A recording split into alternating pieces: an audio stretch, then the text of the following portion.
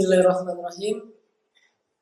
Assalamualaikum warahmatullahi wabarakatuh.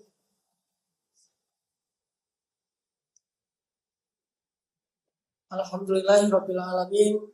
Alhamdulillahi wassalatu wassalamu ala Rasulillah wa ala alihi wa sahbihi wa mawalah.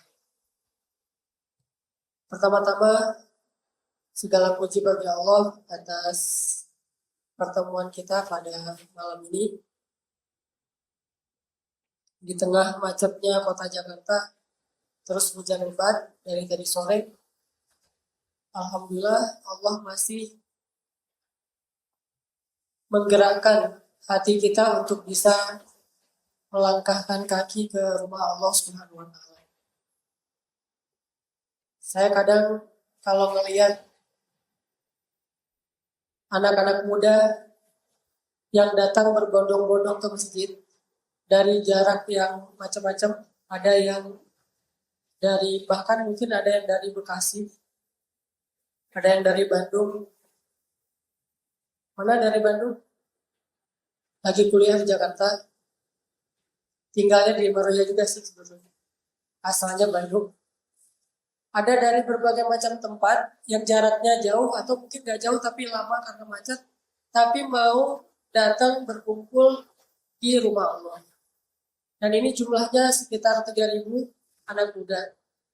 Saya jadi kayak berpikir,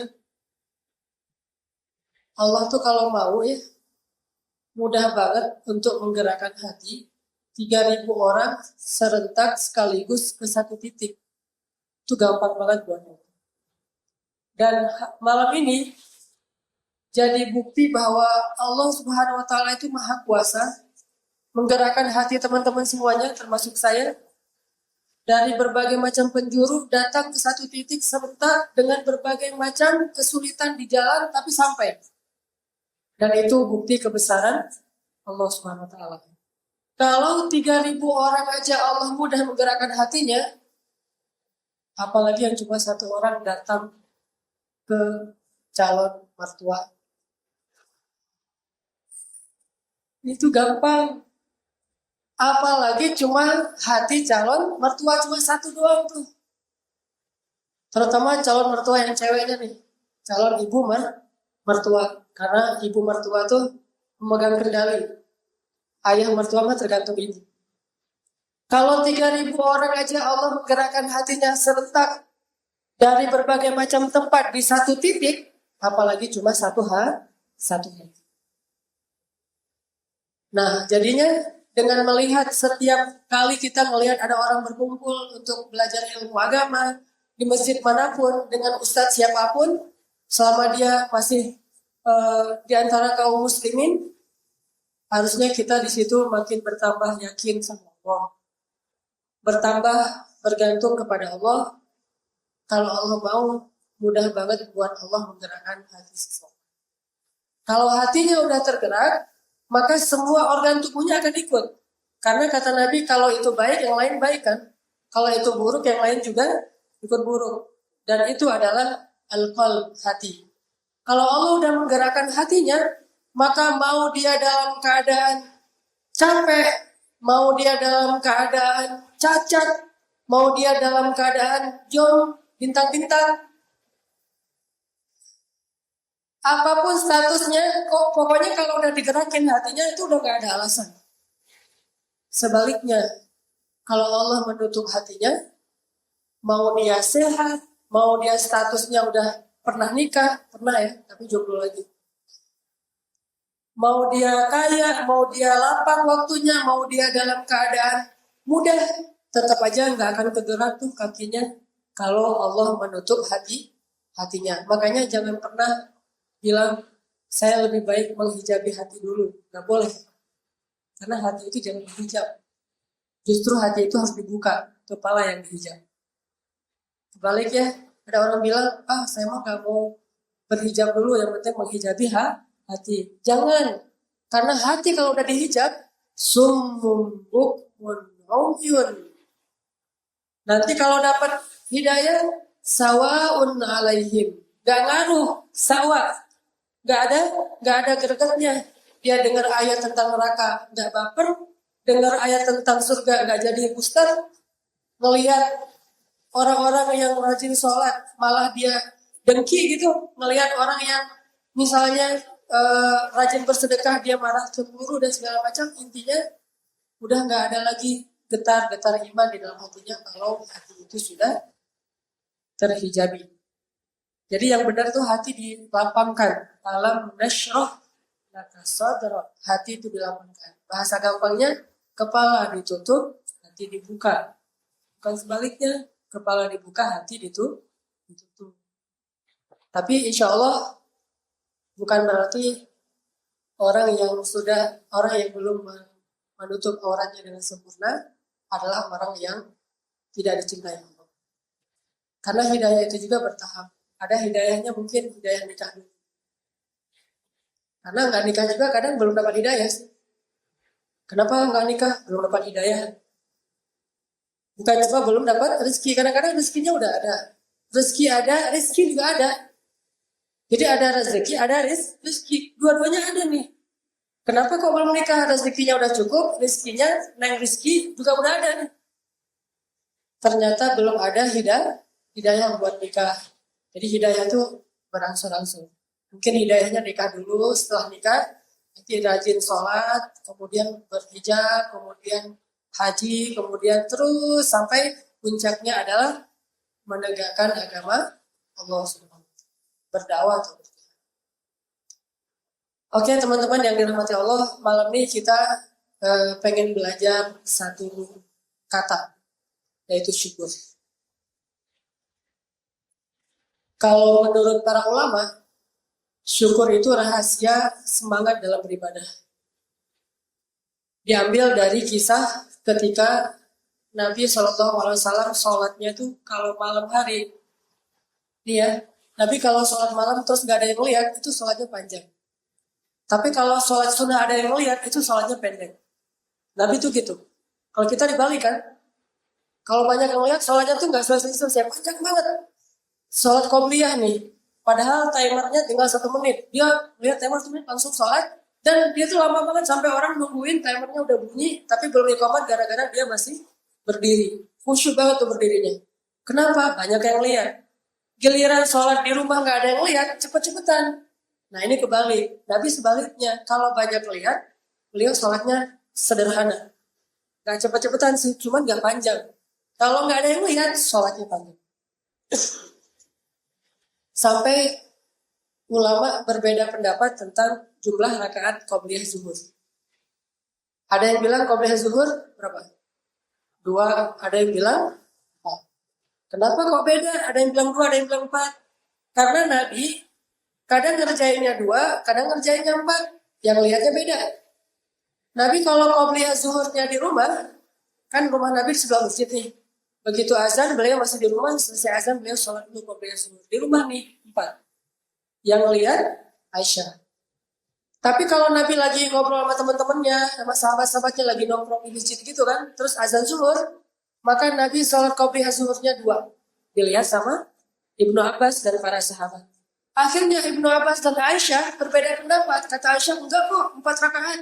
Kata Ibnu Abbas, enggak, 2 rakaat. Ternyata rahasianya apa? Nabi kalau sholat sunnah qobliyah zuhur gak ada yang lihat, ngambil yang paling banyak. Tapi kalau dilihat, ngambilnya yang sedikit. Kenapa? Nabi gak pengen ngeberatin.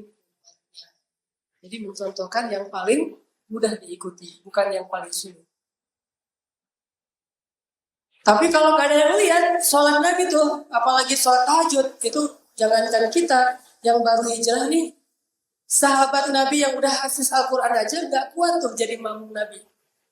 Bayangin, Ibnu Abbas dalam hadis Bukhari pernah cerita, saya tuh pernah ngikutin Nabi sholat. Bukan Ibnu Abbas, Huzaifah Ibnu Yaman.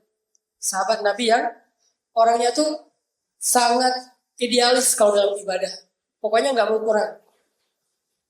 Orangnya tuh saklek. Dan dia tuh paling jago menghafal nama-nama orang munafik.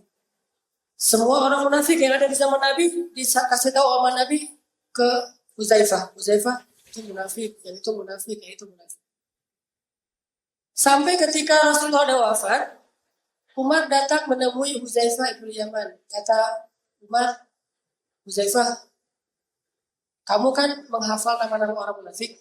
Iya, lu kenapa?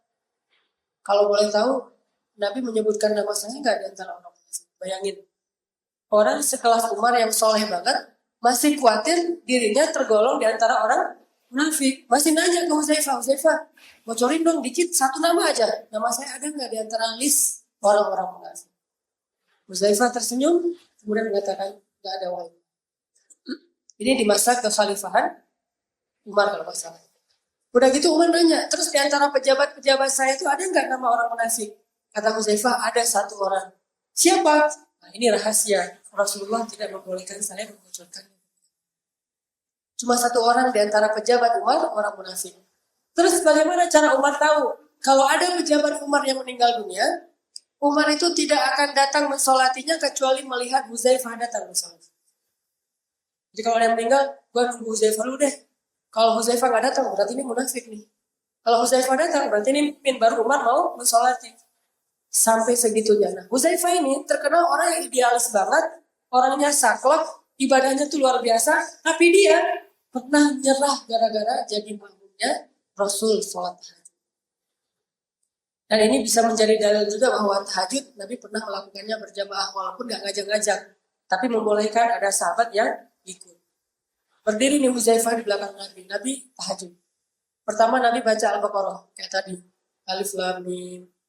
Udah gitu Hudzaifah mendengar, lama nggak ruku-ruku. Hudzaifah berpikir, kata Hudzaifah, mudah-mudahan setelah 100 ayat ruku. 100 ayat. Al-Baqarah berapa? 286. Setelah sepertiganya, udah lewat 100 ayat, ternyata belum ruku. Mudah-mudahan selesai Al-Baqarah ruku. Kata Hudzaifah, ini lagi sholat nih. Dalam hati tapi, Allah, mudah-mudahan habis Al-Baqarah ruku deh.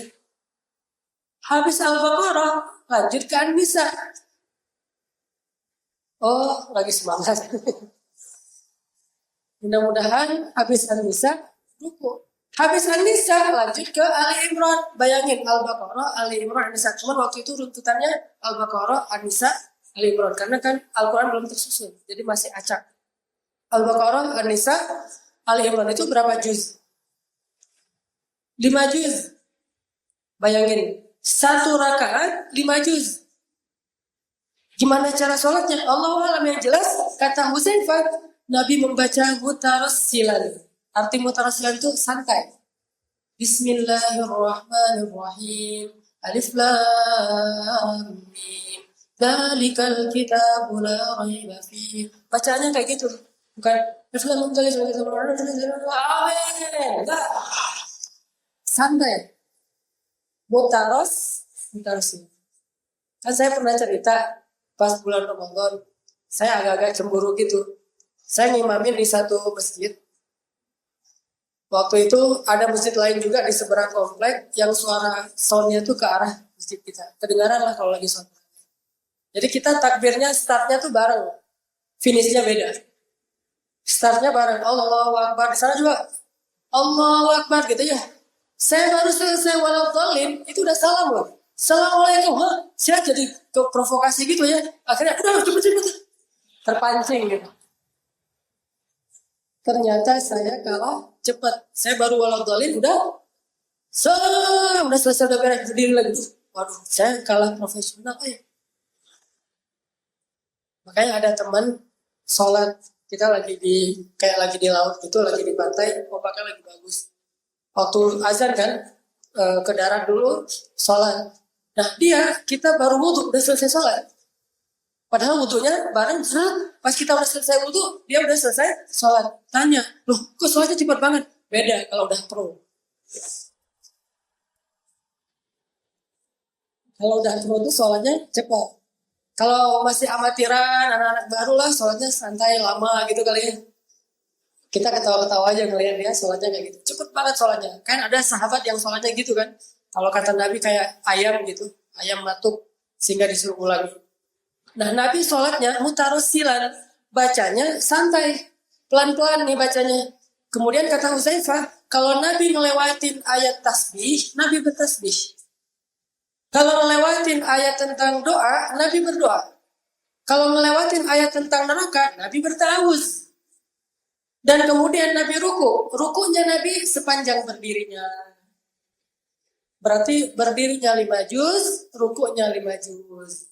Coba bayangin. Ini sholatnya Nabi nih. Jadi kalau kita nggak ngaku udah jago banget ke sunnah, pernah nggak sholat 5 juz 1 rakaat? Berarti belum sempurna. Siapa sih yang sanggup sholat seperti sholatnya Rasul? Kan Rasul paling ideal ya. Cuman seideal-idealnya Rasul, sesoleh-solehnya Rasul, kalau dilihat orang pasti contoh ini yang paling ringan. Tuh hebatnya Rasul tuh kayak gitu. Orangnya ideal banget, soleh banget, keren banget, ngejos banget ibadahnya. Tapi kalau mencontohkan kepada umatnya, mencontohkan yang paling ringan. Likai la yakuna harajan li ummati, kata Nabi. Biar nggak memberatkan umatku. Kita kalau ngeliatin ke orang lain yang paling berat. Tapi kalau ngelakuin sendiri yang paling ringan. Kebalikan dari Rasul. Ditanya sama sahabat Rasul. Rasul itu kan udah dijamin masuk surga. Alhamdulillah, kata Nabi. Rasul kan udah diberikan banyak kebaikan oleh Allah. Secara Rasul adalah kekasih Allah, manusia terbaik, dijamin masuk surga, dilindungi dari api neraka, pokoknya banyak kebaikan. Kalau udah kayak gitu dapat jaminan, ngapain sih Rasulullah sampai sholat bengkak kakinya, jenggotnya penuh dengan air mata. Janggut Nabi itu air mata loh. Kalau diperas tuh bukan diperas, dipegang aja itu air mata tuh banyak banget. Saking Nabi menangis panjang malam. Ngapain sih gitu-gitu amat padahal udah dijamin. Kan jelas jawaban Nabi, aku ingin menjadi hamba yang bersyukur. Ternyata syukur itu adalah salah satu kunci ibadah yang maksimal. Kalau kita pengen jadi orang yang soleh, salah satunya belajarlah syukur. Kalau kita pengen jadi hamba yang taat, salah satunya belajarlah tentang syukur. Sehingga bab syukur ini bukan bab sepele, bukan bab kecil. Bab syukur ini bahkan kata para ulama, nisfuddin, setengah dari agama itu adalah syukur. Setengahnya lagi apa?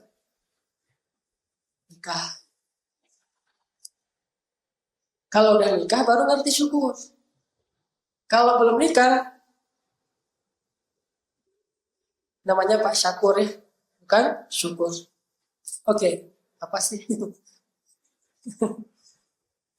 Oke, kita lanjutkan tentang bab syukur. Apa sih arti syukur menurut agama? Ini biar kita jelas dulu ya. Karena kalau kita udah tahu definisinya, kita tahu prakteknya. Di Indonesia itu sering orang salah paham karena salah definisi suatu kalimat, kayak ikhlas. Ikhlas di Indonesia itu kadang-kadang diterjemahinnya gini. Yang ikhlas ya lagi dapat musibah dia. Oh, saya ikhlas kok dapat musibah. Ternyata di situ bukan ikhlas babnya. Babnya ridho. Bukan ikhlas tapi ridho. Arti ridho itu rela, menerima, legowo. Kalau ikhlas biasanya dipakainya dalam ibadah. Ikhlaslah dalam beribadah kepada Allah. Mukhlisina lahuddin, itu ibadah. Lawannya ikhlas bukan sombong. Lawannya ikhlas itu riya. Sedangkan lawannya sombong itu tawadhu. Jadi beda istilahnya. Ada juga orang yang bilang gini, ikhlas itu adalah gak berharap apa-apa. Jadi kalau beribadah masih pengen surga, berarti kurang ikhlas. Kalau beribadah takut neraka, berarti gak ikhlas. Bukan karena Allah, karena neraka, karena surga. Keliru juga nih. Ikhlas itu bukan gak berharap apa-apa. Secara bahasa juga arti ikhlas bukan gak berharap, murni. Maka arti ikhlas yang sebenarnya tidak berharap apa-apa kepada manusia karena hanya berharap kepada Allah. Jadi ikhlas itu tidak berharap apapun kecuali kepada Allah. Nah, yang diharapin dari Allah apa? Bisa dunia, bisa akhirat. Kayak misalnya ada yang sedekah biar rezekinya lancar. Ikhlas nggak tuh? Kalau berharapnya ke Allah itu ikhlas. Kan yang diharapin kebaikan dari Allah. Biar baik kebaikan di dunia maupun kebaikan akhirat. Ada yang, kenapa kamu rajin sholat sekarang? Biar Allah kasih saya pertolongan dalam musibah. Kan sholat itu mendatangkan pertolongan Allah. Berarti kan mencari keuntungan dunia juga. Tapi mencarinya ke Allah. Namanya ikhlas. Cuman jangan dunia doang. Karena Allah gak suka kalau kayak gitu. Bagi Allah, akhirat lebih berharga daripada dunia. Jadi kalau kita tukar ibadah kita dengan dunia doang, kayaknya kayak rugi gitu, mubazir. Mending dua-duanya deh, akhirat dan dunia. Jadi mengharapkan surga ikhlas, mengharapkan terbebas dari api neraka ikhlas, mengharapkan nikmat kubur ikhlas, mengharapkan syafaat Nabi ikhlas, mengharapkan keberkahan hidup ikhlas, mengharapkan punya anak dengan cara beramal soleh ikhlas. Semua itu ikhlas kalau berharapnya ke manusia, namanya ria, lawannya ikhlas. Ini di Indonesia karena kita ngambilnya bukan dari kamus aslinya bahasa Arab dan ingin menjauhkan literatur aslinya dari kehidupan kita, sehingga kadang-kadang kita memaknainya agak rancu, keliru. Dan kita emang nggak bisa lepas dari identitas itu, bahwa memang teks agama kita berasal dari bahasa Al-Quran, dan bahasa Al-Quran itu dipakai oleh orang Arab dan ahli sunnah. Makanya kalau pengen bisa bahasa Arab, gampang. Meninggal aja. Pasti bisa bahasa Arab. Soalnya penduduk surga itu ngomongnya bahasa Arab. Jadi kalau di surga, di surga tuh. Kalau di dunia kan masih lo gue, kalau di akhirat udah ada Indomie di surga. Bahasa surga itu bahasa Al-Quran yang qadarullahnya dipakai oleh orang Arab, tapi bukan bahasa Arab. Jadi ditanya malaikat, Rob bukan siapa Robmu? Terus apa kita mau gitu kan nih? Terus ada satu pertanyaan yang agak-agak panjang gitu. Baca soalnya juga udah bingung. Waman hadar rajul bu'itsa fiikum. Apa jawabannya? Kalau malaikat nanti di kubur nanya kita, waman hadar rajul bu'itsa fiikum? Hah? Naon? Bingung nih. Ternyata nggak ngerti bahasa Arab. Ngerti kalau udah meninggal. Artinya siapa laki-laki yang diutus kepada kalian itu? Rasulullah Muhammad Sallallahu Alaihi Wasallam. Jadi bukan hafal pertanyaan malaikat terus nyiapin jawabannya. Kalau perlu buat contekan gitu, dilipat-lipat atau digulung terus dibersih gitu ya. Kebiasaan nyontek. Nah, dalam literatur bahasa Arab, syukur itu ada banyak arti. Setiap makna itu ada filosofinya yang bisa kita jadikan sebagai panduan dalam beramal. Pertama, kata ulama, syukur itu artinya kebaikan yang terus tumbuh. Itu arti syukur. Kebaikan yang terus tumbuh. Jadi kita nggak disebut bersyukur kalau ketika kita dapat nikmat nggak bertambah ketaatan kepada Allah. Itu nggak disebut bersyukur. Baru disebut hamba yang bersyukur, setiap hari ketaatannya terus saja bertambah. Dan di antara makna bertambah di situ adalah selain dia ngelakuin yang wajib, dia ngelakuin juga yang sunnah. Itu berarti hamba yang paling bersyukur. Kayak Rasul. Ibadahnya nambah. Arti nambahnya selain sholat isya, malamnya nambah dengan tahajud. Dan tahajudnya juga luar biasa. Itu bentuk dari syukurnya Rasul. Artinya bertambah kebaikan. Dan itu adalah syukur yang sejati.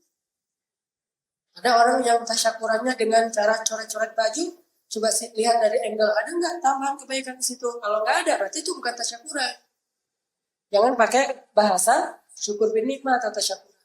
Ada yang tasyakuran sekedar jalan-jalan, itu bukan tasyakuran. Tasyakuran itu ada kebaikan yang bertambah, baik dalam bentuk ritual kepada Allah, ibadah, ataupun kebaikan akhlak, berbagi kepada orang. Bantu orang lain, nyenengin hati orang lain. Orang lain di sini maksudnya pasangan kita. Lagi-lagi pasangan. Minimal menyenangkan hati pasangan. Nah, sampai dalam peribahasa Arab ada istilah ashkar min barwaqah. Syukur seperti atau malah lebih daripada pohon barwaqah. Pernah dengar pohon barwaqah? Pohon barwaqah ini pohon yang subur, yang rindang, yang tumbuhnya tuh di daerah yang setiap hari mendung tapi jarang hujan. Itu pohon barwaqah. Dia subur, tumbuh terus di daerah yang selalu mendung tapi jarang hujan. Maksudnya apa? Dia jarang hujani dengan air hujan. Dia jarang dapat air hujan, jarang disiram dengan air hujan, tapi dia tumbuh terus. Nah, ini barwaqah, simbol syukur dalam literatur Arab. Maksudnya apa? Hamba yang bersyukur itu harusnya seperti barwaqah. Walaupun dia ngerasa hidupnya pas-pasan, dia tetap taat kepada Allah. Jangan tunggu berlimpah dulu baru taat. Karena kalau kita dalam keadaan normal gak taat kepada Allah, pas dikasih ujian berlimpahan, kita pasti akan lupa. Dan itu pernah terjadi kepada pendahulu kita. Ada Korun, ada Salabah, ada banyak nama. Yang dia tidak belajar taat kepada Allah dalam keadaan normal, sehingga ketika Allah kasih rezeki, itu benar-benar bikin dia lupa kepada Allah.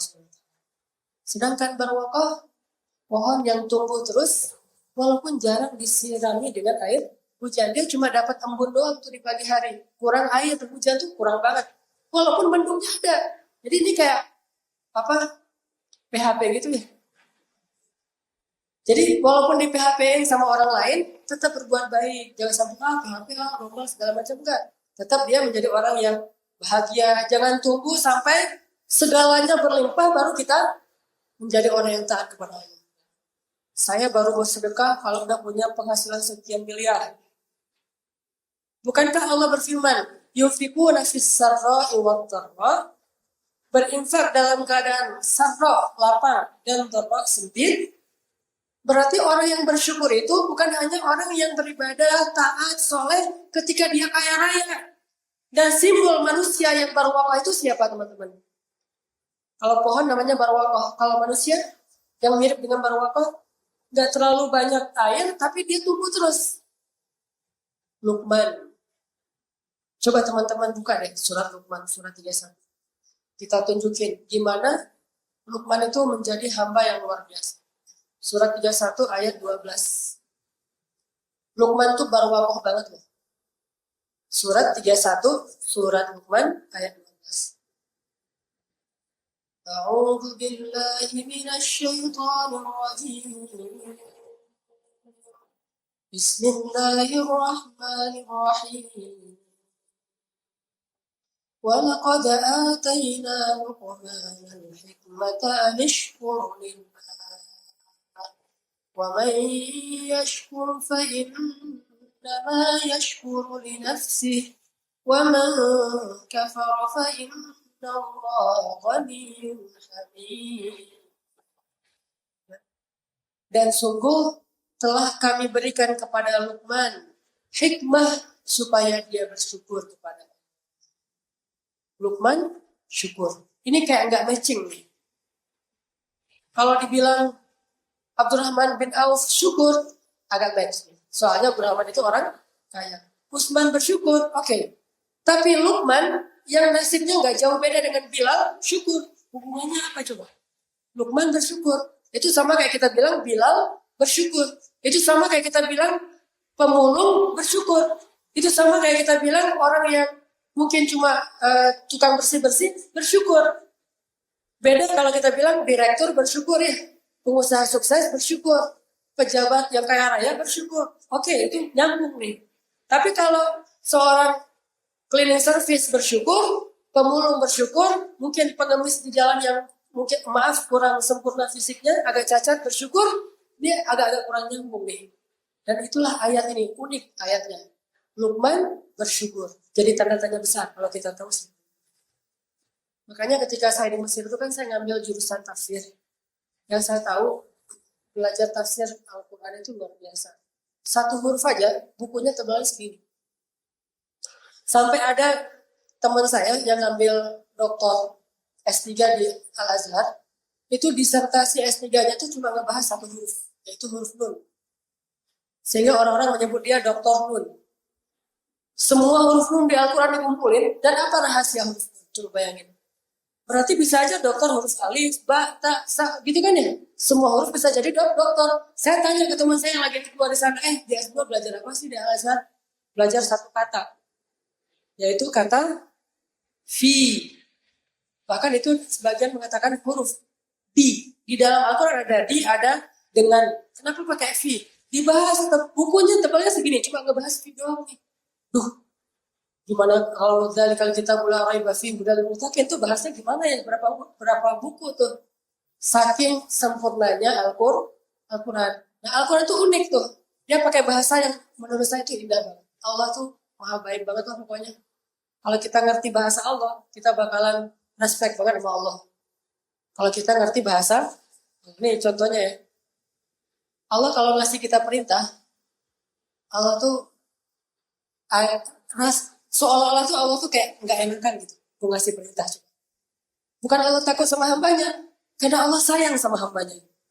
Tapi Allah juga tahu perintah itu untuk kebaikan hambanya. Di sisi lain Allah tahu hambanya juga kadang-kadang terbeban dengan perintah itu. Jadi kesannya Allah ngasih perintah tapi kayak nggak enakan gitu. Contoh ayat puasa, kan terkenal banget tuh.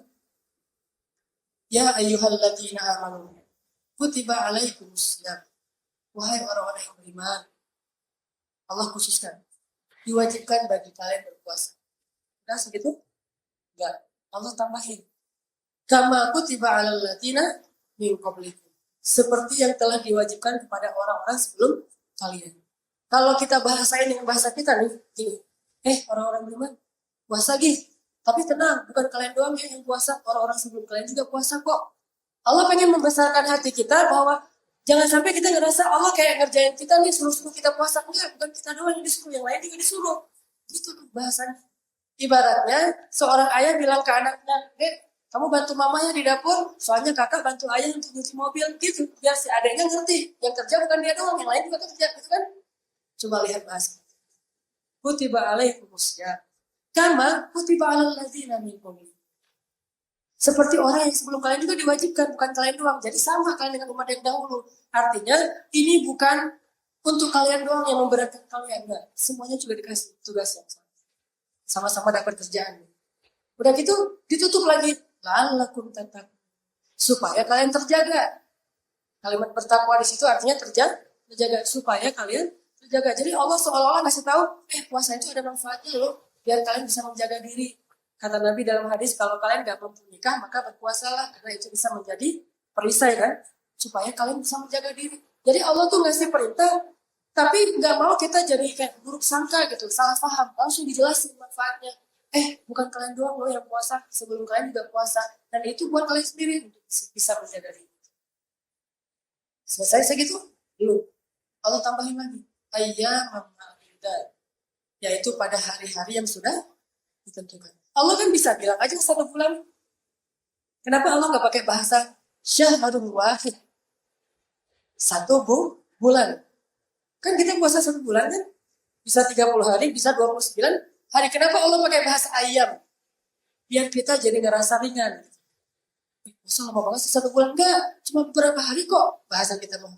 Ayyaman ma'dudat. Cuma beberapa hari kok, nggak lama. Lagian puasa itu bukan sebulan, tapi hari-hari gitu, yang jumlahnya 1 bulan. Artinya kita buka puasa setiap hari, bukan buka puasa bulan depan. Allah mudahin kan? Nanti sore juga buka puasa, besok juga buka puasa. Tenang aja, cuma beberapa hari kata Allah. Udah selesai segitu? Enggak, Allah tambahin lagi. Tapi nggak apa-apa kalau kalian nggak sanggup, kata Allah coba.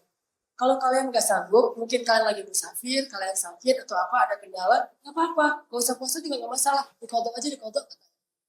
Kalau nggak bisa kodok, bayar sedia aja nggak apa-apa. Walaupun berpuasa lebih baik, kata Allah coba.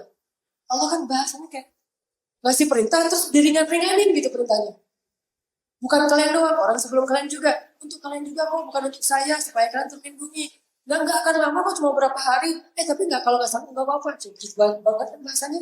Kalau nggak sanggup nggak apa-apa. Kalian bisa mengkodok, kalau nggak bisa dikodok, kalian bisa bayar sedia. Kalau nggak pun, berpuasa lebih baik. Sampai ujung-ujungnya bukan kutiba alaikumusiyam, puasa lebih baik. Jadi kayak kesannya boleh nggak puasa kalau ada penghalang, ada hal darurat. Udah selesai segitu? Enggak, Allah tambahin lagi tuh. Allah kasih tahu keutamaan bulan Ramadan. Bulan Ramadan itu tahu nggak?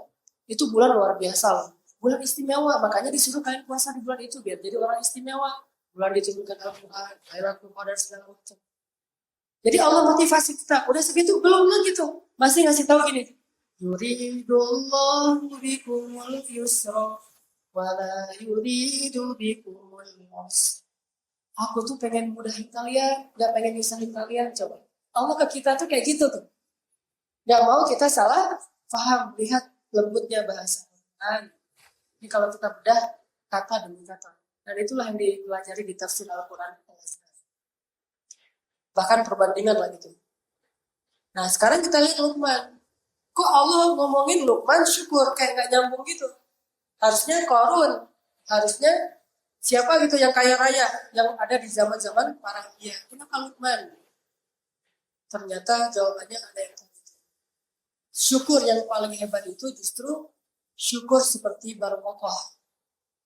Dia tetap tumbuh walaupun di daerah yang selalu mendung tapi jarang hujan. Itulah. Jadi jangan sampai kita menyebutkan saya ini belum pantas bersyukur, soalnya nikmatnya masih kurang. Apa yang bersyukur, apa yang mau disyukurin, nggak gitu. Karena syukur itu bukan hanya berlimpah. Kalau kita ngelihatnya dari angle materi, tapi kalau kita ngelihatnya dari angle hikmah, di sini Luqman dikatakan, kenapa Luqman bisa bersyukur? Padahal secara materi, Luqman itu orang hitam dari Ethiopia, berstatus budak, bahkan fisiknya, raganya itu bukan milik dia, milik tuannya, dia diperjualbelikan. Kenapa dia bersyukur? Karena Allah berikan hikmah, bukan diberikan harta. Diberikan hikmah. Ternyata kalau mau jadi orang bersyukur, jangan tunggu berlimpah harta, tapi belajar hikmah. Apa itu hikmah? Memahami kebesaran Allah. Ternyata nikmat itu bukan cuma materi, tapi nikmat yang lebih besar lagi adalah hidayah. Hari ini, malam ini kita bisa berada di masjid ini, Al-Ikhwan, ini nikmat dari Allah. Makanya kita bersyukur. Tasyakuran kenapa? Alhamdulillah tadi saya baru selesai sholat. Tasyakuran habis sholat. Bukan habis sholat, apalagi yang kurang dari saya Allah. Sholat udah, ini udah, itu udah. Enggak. Justru sholat itu nikmat Allah, bukan kebaikan kita ke Allah.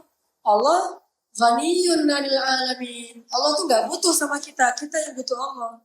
Jadi kita dapat bisa sholat, kita bisa puasa, kita bisa menutup aurat, kita bisa ngaji, kita bisa ikut talim. Itu nikmat dari Allah Subhanahu Wa Taala. Makanya kita bersyukur.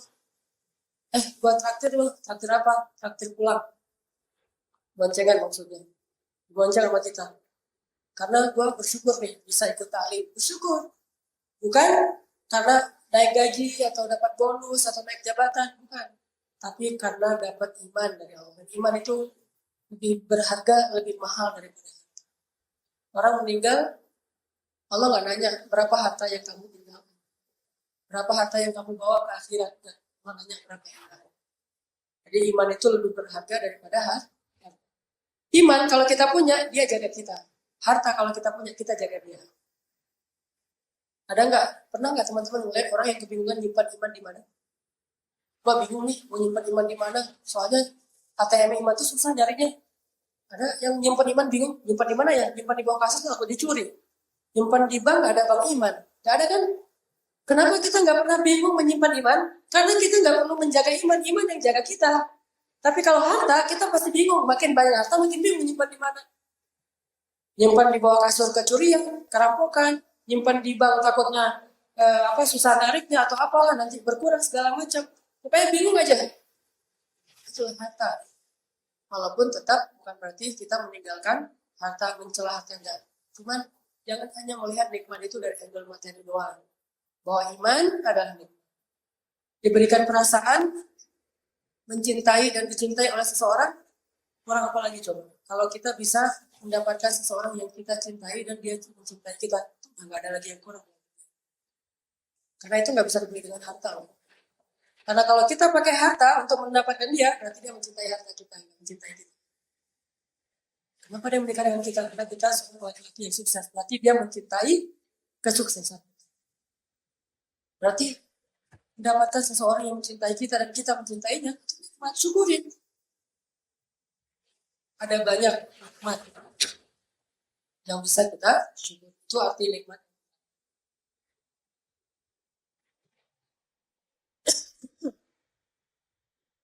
Yang kedua,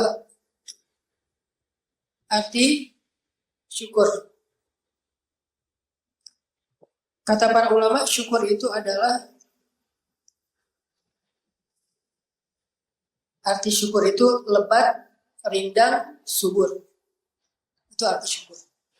Lebat, rindang, syukur. Sehingga ulama mengatakan syakarat syajarah, pohon itu lebat, bahasa Arabnya pohon itu syukur. Jadi syakarat syajarah itu artinya pohon yang lebat. Maksudnya apa? Ternyata teman-teman, kalau kita pengen hidup kita lebat, rindang, subur dengan kebaikan, maka caranya bersyukur, bukan justru mengeluh. Kan lawan dari syukur itu kufur kan ya. Dan bentuk dari kufur itu adalah mengeluh.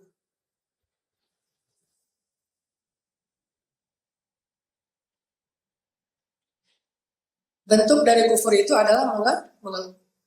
Jadi kalau misalnya kita pengen kebahagiaan kita bertambah, caranya bukan ngeluh. Kok hidup gini-gini aja ya? Itu nggak akan bertambah kebahagiaan kita.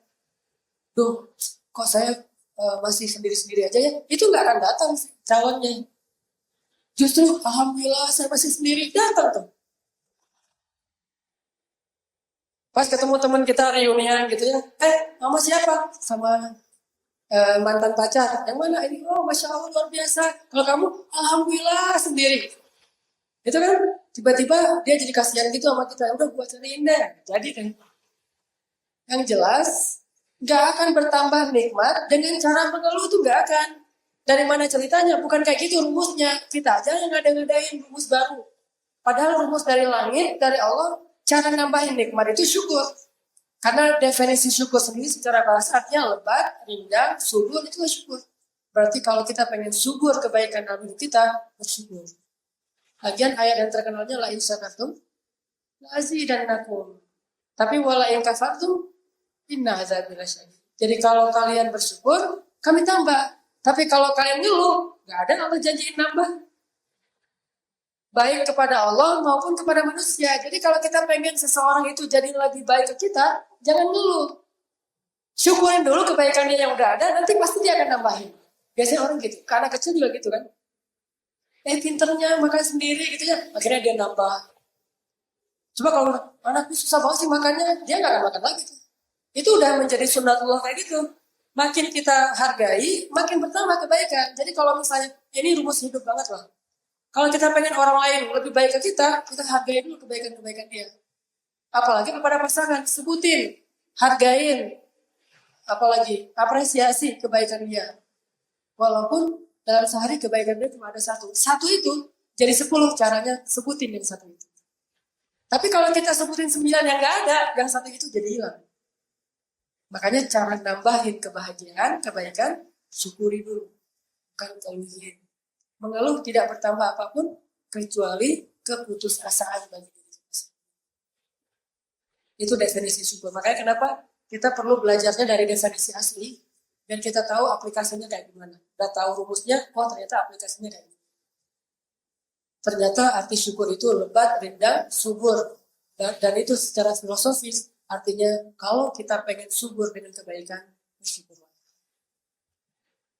Minimal kalau kita nggak bisa bertambah nikmat dari luar, minimal nih. Tapi saya yakin pasti nggak akan segitu doang. Minimal bertambah kebaikan di dalam diri kita. Apa kebaikannya? Kita jadi happy. Ketika kita nyebut kebaikan orang lain, kita pasti akan merasa bahagia karena ternyata orang itu baik. Kita jadi kayak punya banyak saudara. Tapi kalau yang kita sebutin yang jelek-jeleknya doang, kita ngerasa banyak musuh. Dan banyak musuh nggak enak hidup. Semua dilihat musuh, ini musuh, itu musuh, semuanya musuh. Tapi kalau yang kita lihat adalah kebaikannya, ini saudara, ini sahabat, ini teman, ini saudara, ini sahabat, ini teman. Semuanya baik, sehingga itu minimal akan menambah kebaikan dalam diri kita sendiri. Tapi saya yakin bukan cuma itu, nambah dari luar juga. Jadi kalau ini persiapan juga ya buat teman-teman. Kalau nanti istrinya ngambek, jangan lihat ngambeknya, lihat kebaikan yang pernah dia lakuin sebelumnya. Kalau perlu catat, kebaikan-kebaikan istri itu dicatat. Nanti pas kita lagi bete, baca kebaikan. Jangan baca keburukan. Itu nambah bete. Dan ini contoh sunnah Nabi banget nih. Kan ada sahabat, kalau nggak salah Umar, nanti coba dicek lagi. Ini hanya inspirasi. Umar lagi dimarahin istri. Ternyata Umar yang jagoan, Umar yang jawara Quraisy, kalau di luar itu ditakuti, kalau di rumah dimarahin istri, diam aja. Udah mah? Belum. Oh ya. Kalau bahasa kita mah Umar tuh bukan takut sama istri ya, menghargai perempuan. Jadi cowok sejati itu kan kayak gitu ya, di luar kelihatan gagah, di rumah kelihatan lembut. Itu cowok sejati. Bukan kayak di rumah istrinya enggak. Pas istrinya udah ngomel-ngomel, udah selesai, Umar pergi. Daripada dia nanti meluapkan marahnya ke istrinya, mending dia cari teman nongkrong gitu ya. Ajak Nabi ngopi ya, gitu ya.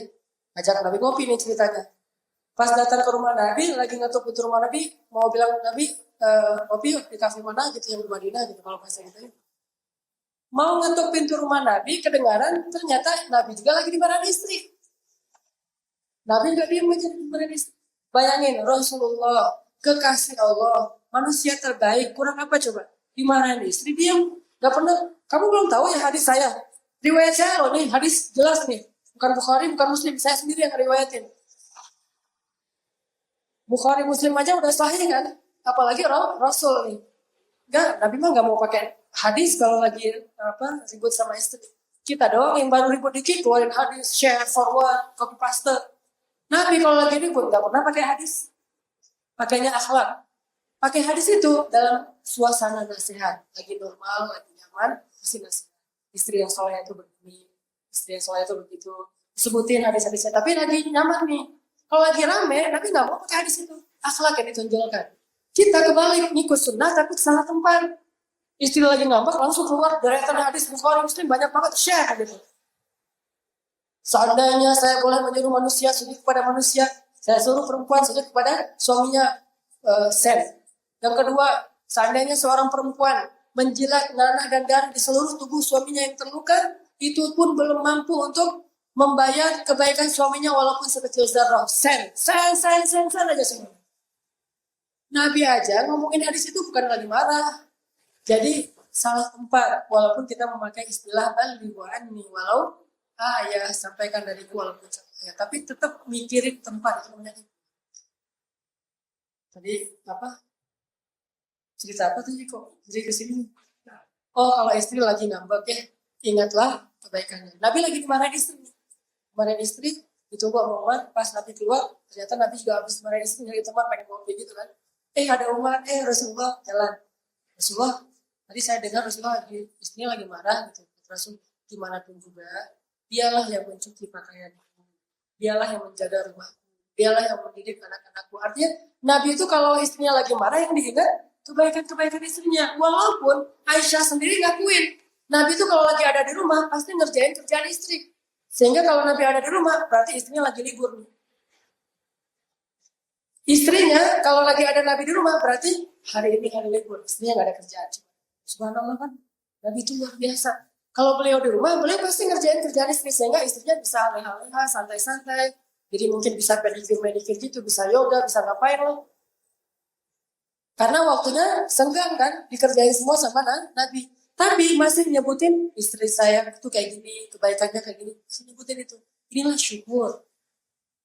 Jadi kalau kita pengen bertambah kebaikan dari orang lain, syukur. Arti syukur di sini artinya kita coba sebutin kebaikannya, kita coba hargain dulu, maka Allah akan lebatkan, rindangkan, suburkan kebaikan dalam kehidupan kita. Karena itulah definisi syukur. Jelas dalilnya la in syakartum azidan. Terus yang ketiga, kata para ulama, ini bukan lagi definisi tapi how to-nya. Syukur itu ada 3 cara. Dan 3 cara ini bukan pilihan, saling menguntungkan, saling melengkapi. Kalau kita bisa bersyukur dengan 3 cara ini, berarti kita sudah memenuhi syarat ditambahkan nikmat oleh Allah SWT. Ditambahkan nikmat lain syakartum lazidanakum. Gimana syakartum caranya bersyukur gimana? Ada 3 kata para ulama. Dan ini diambil dari sekian banyak ayat dan hadis disimpulkan. 1, syukur itu adalah i'tiraf. Arti i'tiraf mengakui. Kalau kita mau bersyukur baik kepada Allah atau kepada manusia itu sama aja ya. Karena syukur itu bukan cuma ke Allah. Manusia juga syukur. Kita bilangnya syukran ya. Syukran itu kan bahasa Indonesianya makasih. Thank you atau apalah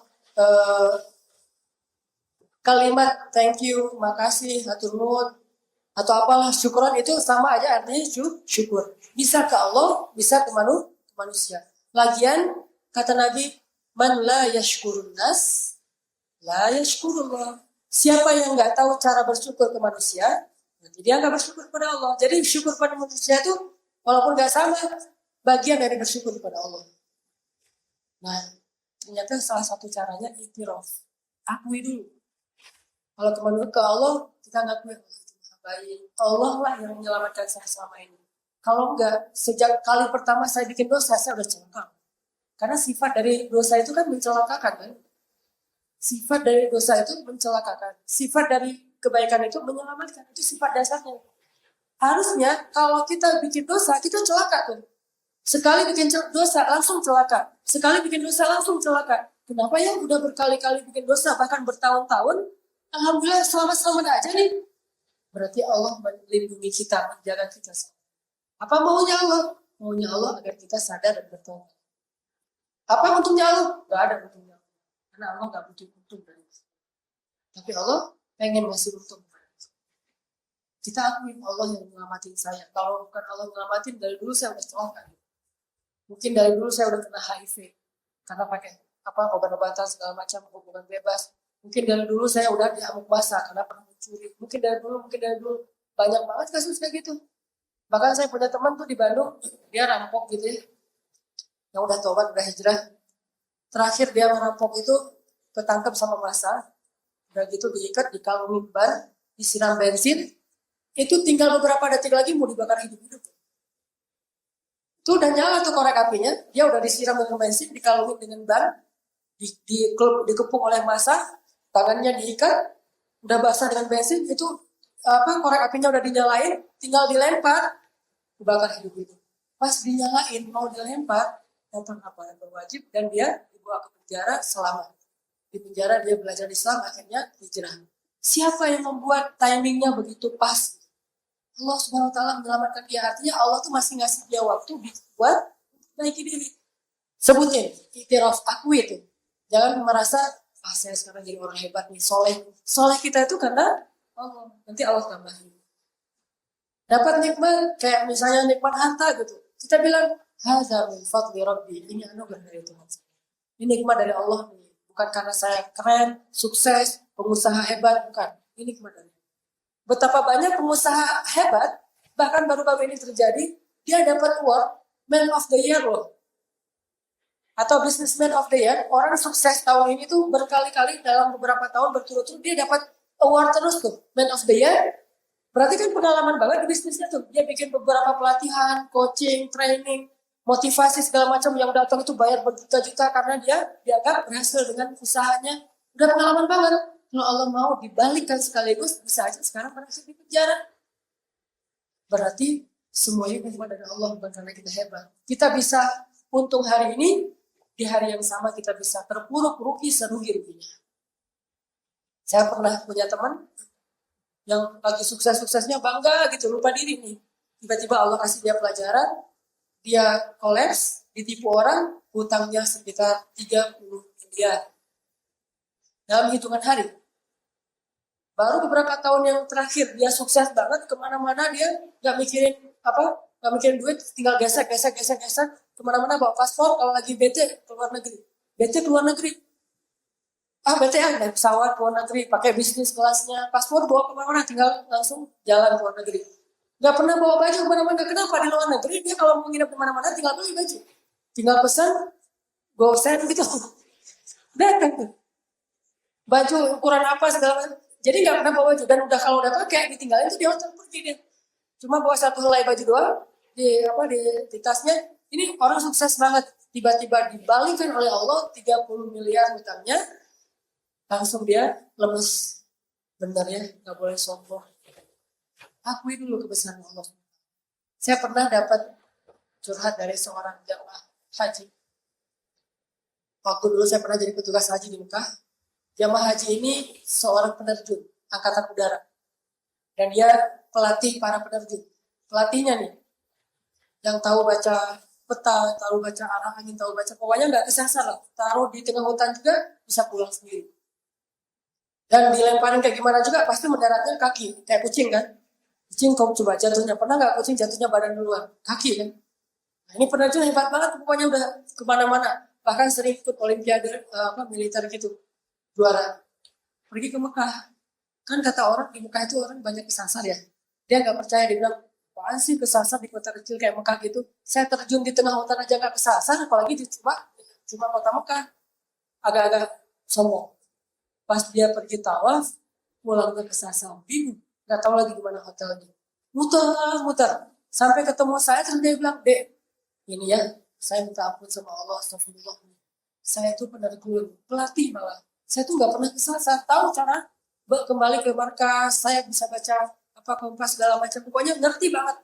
Tapi di kota ini yang kecil, saya kesasar deh karena saya sombong, astagfirullah. Jadi tiros, kalau kita dapat nikmat, ini sebenarnya. Anak kita lahir, ganteng, jangan bilang, lihat dong siapa bapaknya, bukan. Atau anaknya cantik, lihat dong siapa ibunya, lihat dong siapa tetangganya. Nggak nyambung itu, bahaya. Bilang aja, alhamdulillah nikmat dari Allah, mirip bapaknya. Ujungnya tetap ada bapaknya. Ini nikmat dari Allah, cantik ya, mirip ibunya, alhamdulillah. Tapi tetap Allah dulu yang dipuji. Kalau yang bagian kitanya bercanda. Karena kalau bagian kitanya serius, nanti kita kena penyakit ain. Puji diri, narsis, itu bisa kena penyakit ain. Apa kena penyakit ain? Penyakit yang tiba-tiba panas, meninggal. Ada seorang khalifah, yaitu khalifah sebelum Umar bin Abdul Aziz. Itu meninggalnya gara-gara penyakit ain. Beliau hari Jumat pakai baju bagus, khalifah raja yang muda. Pakai baju bagus, pengen sholat Jumat, pakai sorban keren gitu. Bercermin, pas lagi bercermin, beliau kayak takjub kepada diri sendiri, terus mengatakan, Ana malikun syar, saya ini raja yang muda banget. Ngomong gitu, berangkat sholat, pulang sholat dari masjid, sakit, malah meninggal. Namanya penyakit ain. Apaan itu penyakit ain? Penyakit yang ketika kita muji-muji diri, setan lewat, dia itu cemburu. Setan kan sifatnya pendengkian, cemburuannya. Enak aja lah merasa ganteng sendiri. Emang gua enggak, kata setan. Akhirnya ditoel itu sama setan, kena penyakit ain. Dan kalau kita muji orang lain berlebihan, orang itu kena penyakit ain, maka cara sembuhinnya gimana? Dia harus mandi dengan air bekas kita mandi. Jangan iseng ya, gue pengen nge-ainin teman gue. Lu ganteng banget, lu keren banget, pokoknya gak ada cowok lebih ganteng di dunia selain lu. Justin Bieber lah, kalah lah. Siapa misalnya Justin Timberlake siapa gitu, pokoknya kalah aja sama lu. Tiba-tiba dia demam gitu, gue sakit. Lo harus mandi air bekas mandi gue. Itu penyakit ain. Makanya mending kita muji Allah aja. Karena yang layak dipuji hanya Allah SWT. Nah, ini itiraf. Kalau kepada manusia, itirafnya kita sebutin kebaikan dia. Alhamdulillah, ini karena bantuan kamu sekarang, misalnya ada orang bantu kita, alhamdulillah gara-gara bantuan kamu kemarin dibilangin, sekarang saya udah punya usaha nih, usahanya udah jalan, sebutin. Jangan, alhamdulillah saya dengan biaya yang cuma sedikit, kamu kan kasih modalnya dikit banget kan sebetulnya, tapi karena saya bisa muterin uang nih, jadi kaya nih sekarang. Enggak, jangan muji diri sendiri, tapi mujilah Allah atau orang yang berbuat baik kepada kita. Itu namanya itiraf, dan itu sepertiga dari rasa syukur. Satu bagian dari 3 bagian syukur.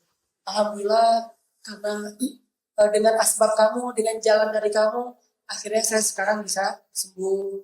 Alhamdulillah, sebutin. Setelah alhamdulillah sebutin kebaikan orang itu. Ini bantuan dari kamu nih, ini pertolongan dari kamu nih, ini kebaikan kamu nih, ini apa kamu. Pokoknya kebaikan-kebaikannya sebutin. Iktiraf. Itulah yang dilakukan oleh orang-orang saleh sebelum kita. Sulaiman. Ketika orang memuji-muji Sulaiman, kan Sulaiman itu nabi yang luar biasa ya.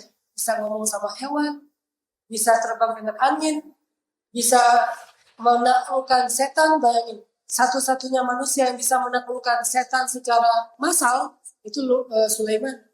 Kalau Nabi Muhammad bisa, cuman karena beliau menghargai Sulaiman, akhirnya menyerahkan kembali setan kepada kaumnya. Gak ditaklukin sama Nabi. Kalau Nabi mau, bisa juga kayak Sulaiman. Kan pernah tuh, ada setan yang godain Nabi malam-malam. Dia gak tahu berhadapan sama siapa, salah orang kali ya. Harusnya dia yang godain, orang biasanya Nabi digodain. Kayaknya setan baru hijrah itu gak ngerti gitu. Ini apa sih? Kayaknya nih mau digodain. Nabi lagi sholat digodain. Selesai Nabi sholat, dipegang tuh setan. Di remek itu jadi kecil. Setannya jadi kayak bola. Digantung di tiang Masjid Nabawi. Pas pagi hari, anak-anak kecil ngeliat, itu apa Rasulullah? Setan. Oh setan, udah kita tendang-tendang yuk. Mau ditendang sama anak kecil. Bayangin, anak kecil Madinah ngeliat setan, pengen dijadiin bola. Kita ngeliat setan cuma fiktif doang di TV, takut. Ya, nonton film horor, Tren to Busan. Wih, gemetaran sendiri gitu ya. Anak Madinah ngelihat setan yang benar-benar ada di depan mata kepalanya. Itu apaan Rasul yang digantung di masjid? Itu setan lagi digantung di situ biar nggak godain orang lagi sholat. Diambil sama anak-anak Madinah, dibawa di depan masjid, ditendang-tendang jadi kayak sepak bola coba. Gimana pun kerennya Liga Champion, tetap aja yang ditendang kanan. Liga Madinah yang ditendang setan. Itu ditendang gitu. Akhirnya ketika Nabi ngeliat setan itu kasihan juga, setan ampun setan gitu kan, diambil sama Nabi, dilepasin. Kata Nabi apa? Kalau bukan karena saya ingat dengan doa saudaraku Sulaiman, apa doa Sulaiman? Ya Allah berikan saya kekuasaan yang tidak kau berikan kepada siapapun setelah saya. Berarti cuma beliau doang yang boleh diberikan. Kalau bukan karena ingat dengan doa saudaraku Sulaiman, akan saya biarkan setan ini ditendang oleh anak-anak Madinah sampai. Tapi Nabi menghargai Sulaiman. Ya udah deh, setan lo balik lagi, gak usah balik ke sini lah ya. Balik siap Rasul. Gitu. Karena menghargai Sulaiman. Sulaiman itu kan keren banget tuh. Semua orang pengen jadi kayak Sulaiman. Sulaiman lagi terbang. Para petani, aduh hai seandainya saya jadi seperti Sulaiman. Pas dipuji oleh orang banyak, apa kata Sulaiman? Ini adalah anugerah dari Tuhanku untukku agar dia memuji aku. Apakah aku bersyukur? Allah yang kasih, bukan saya hebat. Itu namanya iktiraf. Jadi kalau kita dapat nilai bagus, kita lulus dalam satu ujian, yang teman-teman kita gak lulus bilang, hada min fadli rabbi. Ini anugerah dari Tuhan. Itu hamba yang bersyukur. Kalau kita jadi sukses, bilang, ini pendidikan dari guru saya. Ini pendidikan dari pengorbanan dari ayah ibu saya. Jadi jangan lupa orang tuanya. Jangan lupa guru-gurunya, karena bukan kita nggak akan jadi apa-apa kalau tidak karena pengorbanan ibu dan ayah kita. Jadi sebutin. Dan kalau kita nggak bisa menghargai pengorbanan ibu dan ayah kita, la yashkurun nas, la yashkurun. Kalau nggak bisa menghargai manusia, bersyukur kepada manusia, maka dia nggak bisa bersyukur. Coba lihat sekarang kita. Setelah kita jadi kayak gini, apakah kita sering mengatakan saya sekarang seperti ini karena pengorbanan ayah ibu saya? Itu iktiraf. Kedua, cara bersyukur di antara 3 cara, tahadus ini. Dan ini terkenal. Wa amma bi ni'mati rabbika fahadits. Adapun dengan nikmat Tuhanmu, bicarakanlah. Maksudnya bicarakan apa? Kita omongin kebaikan itu. Ya, Allah bahagia. Biar Allah senang. Dan Allah senang jika ada kebaikan yang Allah kasih, terus kita tampakkan. Bisa ditampakkan dengan penampilan, bisa dibicarakan. Allah itu maha ini, Allah itu maha ini. Sebutin. Makin sering kita menyebutkan kebaikan Allah, berarti kita udah bersyukur. Allah akan tambahkan. Kalau yang pertama tadi memuji Allah, kalau yang kedua tadi menyebutkan nikmatnya. Dan secara alam bawah sadar kita kayak mensugesti diri kita bahwa kita itu orang beruntung. Kalau kita jarang ngomongin kebaikan-kebaikan Allah, kita kayak ngerasa diri kita itu orang yang kurang beruntung. Masya Allah ya, Allah baik banget sama saya. Saya tuh dikasih ini. Sebutin nikmat-nikmatnya. Sehingga kita merasa sebagai orang beruntung. Jadi hamba Allah. Sebutin kebaikan-kebaikan yang dilakukan orang lain. Sehingga kita merasa beruntung punya teman seperti dia. Sehingga kita merasa beruntung menjadi kekasihnya, menjadi pasangannya, menjadi suaminya, menjadi istrinya. Sebutin nikmatnya. Sehingga kita seperti mensugesti diri kita menjadi orang yang beruntung. Dan itu modal biar kita bisa jadi orang. Beruntung juga ya saya gitu. Sebutin nikmat. Gimana cara nyebutin nikmatnya? Ingat yang lebih, ingat yang baik, jangan ingat yang nggak ada. Karena belum tentu yang nggak ada itu kalau diberikan kepada kita menjadi kebaikan. Jangan ingat mantan. Belum tentu mantan itu membahagiakan kita. Belum tentu enggak juga sih. Bisa juga membahagiakan kita kali ya. Yang jelas, yang nggak ada nggak usah diganti. Kalau udah ganti sekarang, berganti maksudnya. Udah dapat yang baru, yang lain, dapat yang lain, yang halal, ya udah berarti emang ini yang baik buat saya. Ingetin kebaikan-kebaikan dia, jangan banding-bandingin. Kalau kita membandingkan terus dengan masa lalu, kita nggak akan pernah bisa bersyukur. Kalau kita nggak bersyukur dengan masa sekarang, kita nggak akan bisa bersyukur.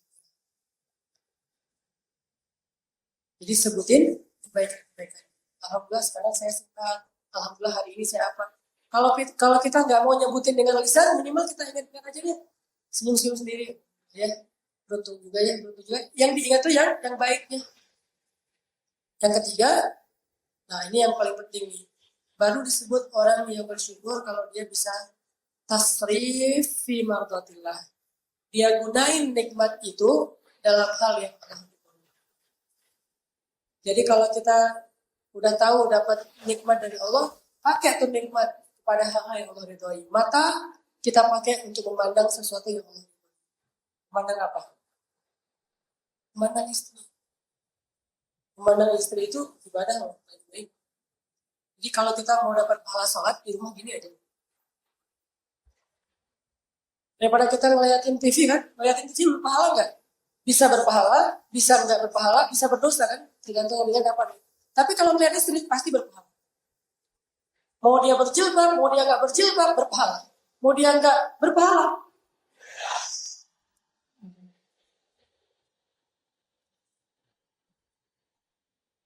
Ini istri. Tapi kalau lihat TV, acaranya tausiah, iklannya dosa kan ya. Jadi apa kayak balapan tuh, pahala, dosa gitu kan. Tausiah, pahala, iklan, dosa, tausiah, gitu-gitu aja kan ya.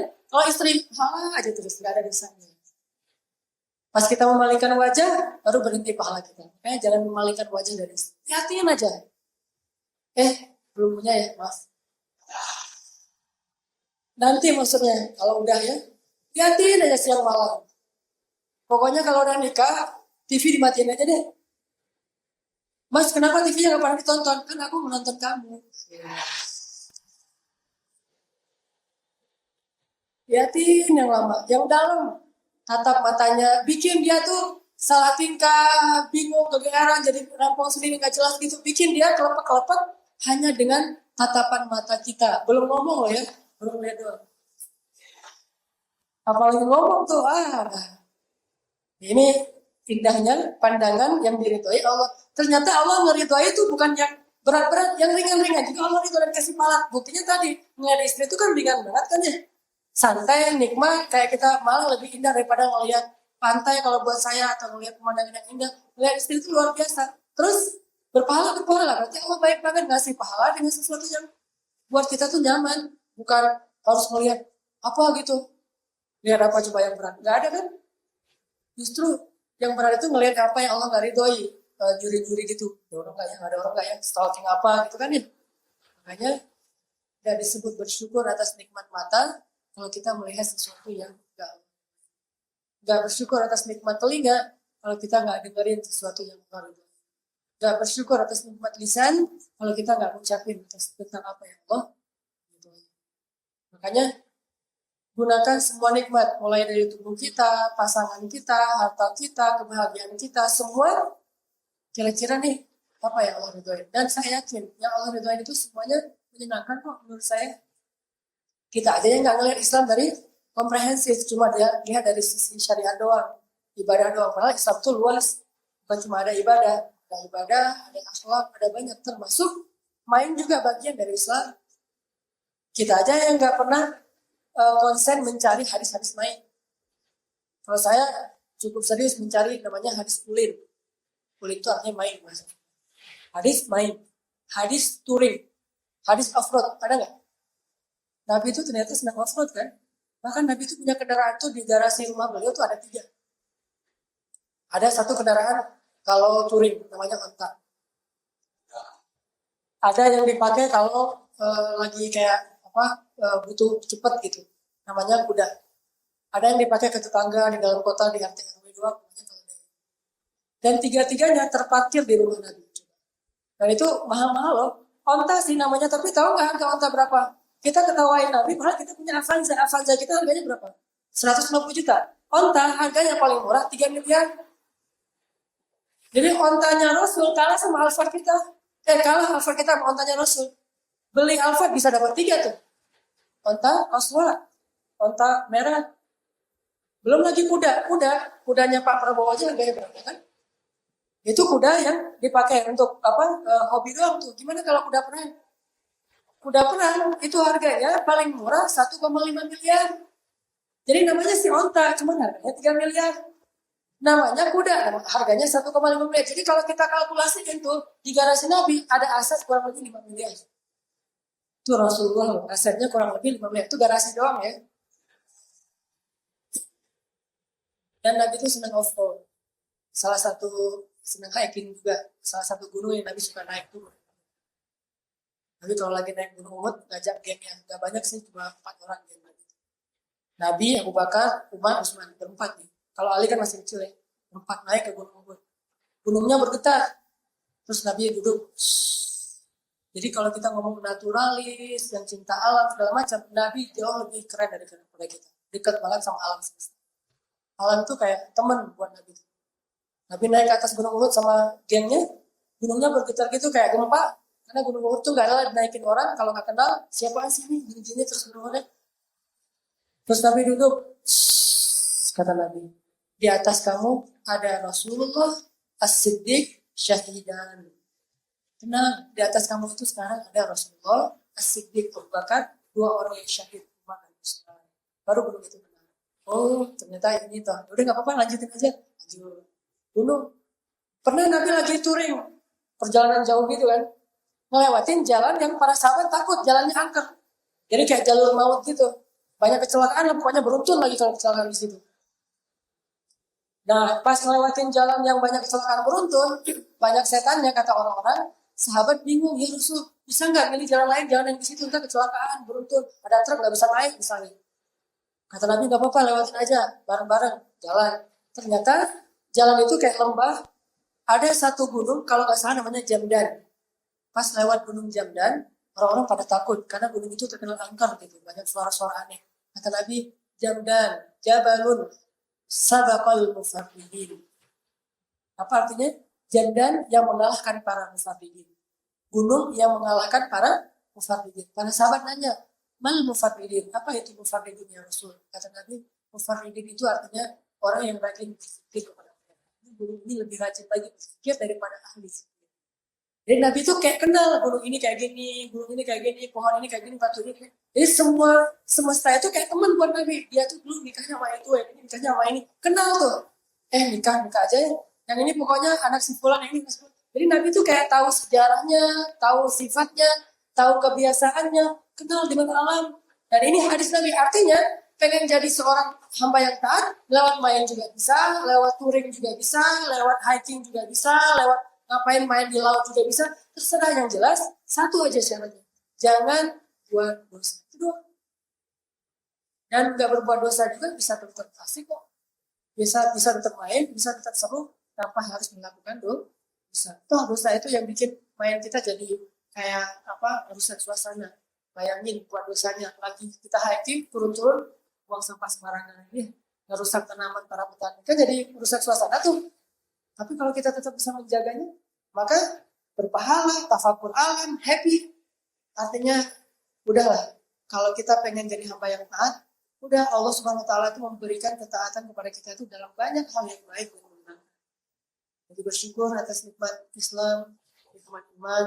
Mudah-mudahan Allah Subhanahu Wa Taala menambahkan nikmat itu dalam. Nah, malam ini kita akan coba latihan dan menunjukkan bukti rasa syukur kita kepada Allah. Salah satunya dengan sama-sama kita tasrif tadi, membelanjakan harta di jalan Allah. Yang malam ini insya Allah kita akan coba belajar membelanjakan harta, membantu saudara-saudara kita di Palestina. Dan Nabi pernah bersumpah loh teman-teman, apa katanya? Demi Allah yang jiwaku di dalam genggamannya, gak bakalan berkurang harta karena sedekah. Gak bakalan. Nabi itu gak usah bersumpah, udah benar. Karena wama yang dikuarin hawa kan. As-sadiqul masduq, udah pasti benar Nabi kalau ngomong nggak benar, bohong. Tapi Nabi yang benar ini masih bersumpah untuk meyakinkan kita itu benar-benar nggak mungkin harta berkurang gara-gara kita. Tapi berkurang gara-gara kita belanja mungkin, berkurang gara-gara kita pakai mungkin, berkurang gara-gara hilang mungkin, tapi gara-gara sedekah nggak mungkin. Jadi kalau kita pengen harta kita bertambah, sedekah. Mudah-mudahan walaupun tetap sedekah juga ada sepinya, nggak boleh semuanya karena ada hak keluarga kita, ada hak diri kita. Cuman jangan juga berkata saya belum mampu bersedekah. Walaupun cuma 1.000, 10.000, 50.000, walaupun cuma 1 juta, 2 juta, yang jelas semampu kita. Saya yakin dengan hadis Nabi gak akan berkurang harta kami kita. Jadi kita belajar membuang rasa kikir dari hati kita dengan cara membelanjakan harta. Bantu saudara-saudara kita di Palestina selama kita hidup di dunia, nanti Allah yang akan bantu kita dari huru hara di akhirat.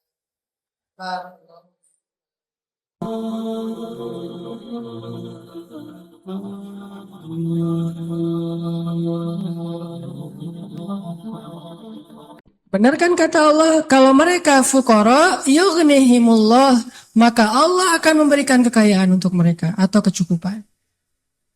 Jadi obat hati itu adalah yakin kepada Allah. Dan cara yakin kepada Allah, baca firman-firman Allah Subhanahu wa taala. Allah berjanji di dalam banyak ayat untuk bisa menjadi iman, menambah faith, menambah keyakinan di dalam hati kita. Tinggal kita baca aja. Banyak banget ayat-ayat kayak gitu. Jadi begitu kita galau tentang gimana nanti nih, apa yang harus saya kasih, gimana menafkahi, baca nih ayat. Gitu juga kalau misalnya kita cari kerjaan atau cari nafkah. Allah Subhanahu wa taala juga memberikan kita banyak sekali ayat-ayat yang menjadi janji dari Allah bahwa siapa yang yakin kepada Allah, pasti Allah Subhanahu wa taala akan menjaganya. Itu banyak banget ayat kayak gitu. Salah satunya teman-teman bisa baca minimal banget teman-teman bisa baca di surat Hud ayat 6. Coba baca surat Hud, surat 11 ayat 6. Ini juga ayat untuk ngecas iman kita. Apa kata Allah di ayat 6 surat Hud? Bismillahirrahmanirrahim. Wa ma min dabbatin fil ardi illa 'ala Allahi rizquha wa ya'lamu mustaqarraha wa mustawda'aha kullun fi kitabim mubin. Gak ada satupun hewan yang melata di muka bumi illa 'alallahi rizquha, kecuali Allah yang menjamin rezeki bagi mereka. Terus kenapa kita khawatir? Kenapa kita galau? Kan Allah yang menjamin, dan jaminan Allah itu sebaik-baik jaminan dijamin oleh perusahaan asuransi atau finance. Itu aja kita udah yakin gimana dijamin oleh Allah Subhanahu wa taala. Kayak ada orang yang ngambil asuransi kesehatan, dia nggak khawatir dengan sakit. Ada orang yang mengambil asuransi kendaraan, dia nggak khawatir kelecet atau terjadi kecelakaan, dirampok atau dicuri kendaraannya. Ada yang total loss only misalnya atau all risk, dia nggak khawatir. Kenapa? Ada yang menjamin. Ada orang yang mengambil asuransi pendidikan, dia nggak khawatir dengan harga pendidikan yang semakin mahal karena ada jaminan. Kalau kita masih sering ragu dan sering khawatir dengan hidup kita, berarti kita nggak yakin dengan jaminan Allah Subhanahu wa taala. Makin kita yakin dengan jaminan Allah, makin hilang rasa khawatir dalam hidup kita. Tenang ajalah, ada Allah. Ketika kita ada masalah sedikit, kita tinggal klaim. Dan mengklaim asuransi Allah itu lebih gampang daripada ngeklaim asuransi manusia. Ngeklaim asuransi manusia tetap aja ada biayanya. Tapi ngeklaim kepada Allah itu nggak ada biayanya, nggak perlu pakai nomor antri, nggak perlu jauh-jauh keluar dari rumah. Kita tinggal mengangkat kedua tangan kita mengatakan, Ilahi, Robbi, saya ada masalah nih. Tetapi Engkau Maha Besar. Dan setelah itu, hati kita akan langsung tenang. Ini teman-teman, di antara obat terhadap semua penyakit hati itu adalah belajar yakin kepada Allah Subhanahu wa taala. Teman-teman bisa baca juga nanti surat Al-Mulk. Ini surat yang benar-benar nge-booster hati kita. Jadi sesi pertama ini saya pengen sharing. Ternyata kalau kita pengen menghilangkan semua penyakit hati kita, mulailah dari belajar iman, belajar yakin kepada Allah Subhanahu wa taala. Kalau kita pengen belajar menjadi orang yang menjalani hidup itu penuh dengan keyakinan, penuh dengan harapan, orangnya optimis, caranya belajar yakin kepada Allah Subhanahu wa taala. Dan salah satu cara belajar yakin kepada Allah, baca ayat-ayat Allah, terutama ayat-ayat booster tentang kebesaran Allah Subhanahu wa taala. Inna fi khalqis samawat, dalam penciptaan langit, bukan cuma di langit, tapi penciptaannya, prosesnya. Inna fi khalqis samawati wal ardi wa ikhtilafil laili wan nahari la ayatin liulil albab. Langit, bumi, silih bergantinya malam dan siang atau musim, di situ ada bukti-bukti bahwa Allah Maha Kuasa. Kalau itu aja buat Allah gampang, cuma kun fayakun, apalagi cuma ngurus kita yang cuma kecil dibandingkan langit dan bumi. Kita itu dibandingkan langit dan bumi, gak ada apa-apanya. Kalau langit dan bumi aja buat Allah gak ada apa-apanya lagi, apalagi kita. Jadi intinya teman-teman, kenapa kita khawatir kalau Allah menjamin kehidupan kita? Kenapa kita khawatir kalau Allah berjanji menolong kita? Kenapa kita khawatir kalau Allah Subhanahu wa taala tidak akan menyia-nyiakan kebaikan kita?